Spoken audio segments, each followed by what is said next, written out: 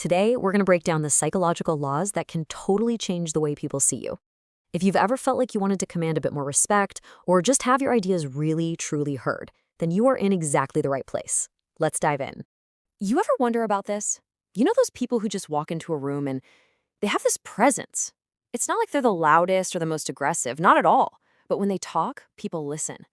So, what's their secret? Well, it's not about force. It's all about psychology. At the heart of what we're talking about today is this idea of, well, reverse psychology. And look, this isn't about being manipulative. It's about understanding what makes people tick. So instead of pushing and demanding what you want, you learn to influence the desires of others so that what you want becomes what they want. It's a subtle shift, but it is incredibly powerful. All right, so for our first part, we're going to cover the first two laws. And these are all about managing perception. Because let's face it, how people see you, that's the foundation for how much they value you. Okay, so principle number 1, act less interested than you actually are. Now, this taps into a really powerful psychological trigger called reactance. You know that feeling, right? When someone is pushing you to do something and you get this little rebellious urge to do the exact opposite. That's reactance. We just hate feeling like our freedom to choose is being taken away, so we push back. Acting less interested, it removes that pressure. Just think about a time you were shopping. You've got the pushy salesperson who makes you want to just turn and run out of the store. But then you have the other kind, the one who kind of hangs back and says, hey, take your time, the choice is totally yours. Suddenly, you feel in control. And what happens? You're actually more drawn to making the purchase. It's the same exact principle in life. Being too eager can seriously push people away. And that slides right into principle number 2. We value things more when they're scarce. This is just wired into us from our survival instincts. If something was rare, it was probably really valuable. There was this classic experiment where people were offered chocolates from 2 jars. One jar was full, with 10 chocolates. The other had only 2 left. And guess what? People overwhelmingly said the chocolates from the nearly empty jar were more valuable and even tasted better, even though they were the exact same chocolates. You see this psychological trick everywhere. You know, limited time offers that create a sense of urgency. Or think about exclusive colleges. The fact that they're so hard to get into makes that degree seem so much more prestigious.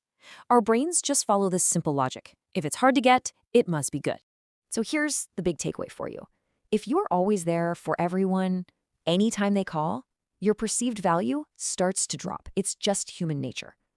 By making your time and your attention just a little bit more scarce, you naturally increase how much people value your presence when you are around. Okay, let's move into our second section. We're going to cover the next 3 principles of power, and this is all about how to shape behavior without ever having to give a direct order. Which brings us to our third principle. People have this deep, deep need to repay favors. This is the law of reciprocity. As humans, we're just socially wired to hate the feeling of being in debt to someone.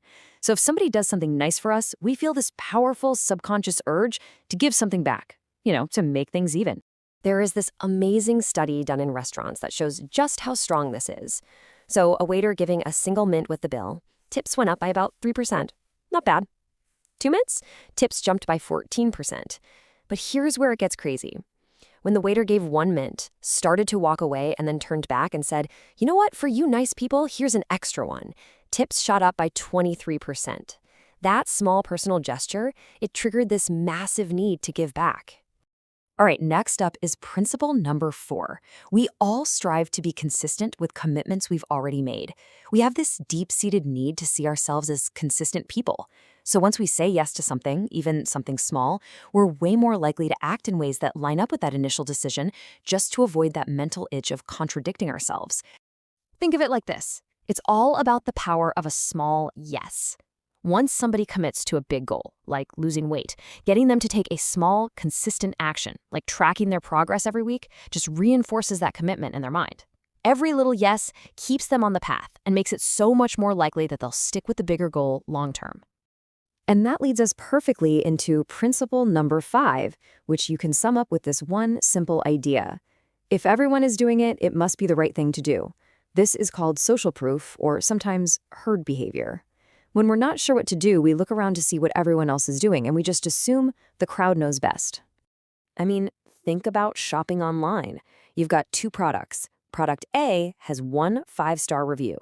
Product B has 5,000 reviews, but it's rated 4.5 stars. Which one do you pick? almost everybody picks B, right? Why? Because all those reviews are powerful social proof. It's the same reason old TV shows use laugh tracks. Hearing other people laugh actually makes us think the jokes are funnier. We just can't help but follow the herd. Okay, for our final section, we're going to get into the last two laws. And here, we're moving beyond just simple persuasion and into how to build real, authentic, and lasting influence. Now, this brings us to principle 6, and this one might feel a little counterintuitive at first. Admitting what you don't know is actually a form of power.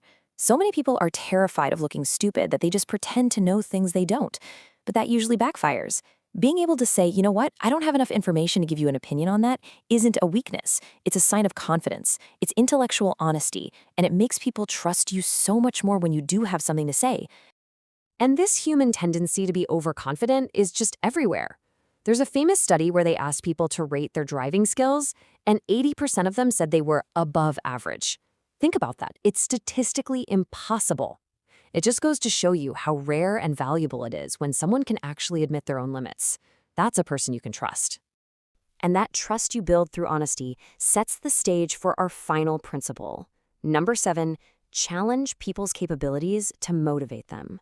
Now, this is really clever because it brings back that reactance idea we talked about at the start, but it uses it for good. Instead of telling someone what to do, you challenge whether they can do it, and that inspires them to prove you wrong. You see this all the time. A parent says to a kid, I bet you can't finish all your vegetables. And suddenly, a chore becomes a game. A personal trainer says, I'm not so sure you can handle that next level, and it just lights a fire under you. By questioning someone's ability, you spark their internal motivation to push themselves, and they end up respecting you for helping them get there. So, as we pull all 7 of these principles together, you can see a common theme running through all of them. This isn't about being dominant or trying to control people. And that's really the bottom line.